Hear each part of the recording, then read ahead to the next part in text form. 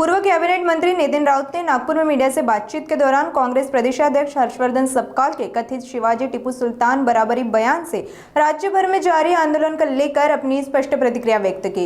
आगे राउत ने धर्म के नाम पर आंदोलन होने को लेकर चिंता व्यक्त की। गौर से सुनिए नितिन राउत इनका सविस्तर बयान। नाही, राज्यभर जी आंदोलनं आजपर्यंत झाली ते पुरेगामी विचारांना धरून झालेली आहेत, लोकांच्या प्रश्नांवर झालेली आहेत।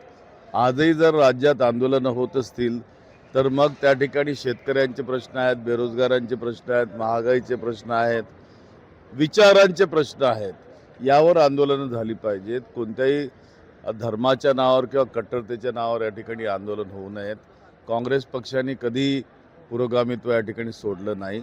आता यापुढे सुद्धा त्याच पद्धतीने त्या ठिकाणी आंदोलन व्हावं हीच या ठिकाणी अपेक्षा बाळगतो।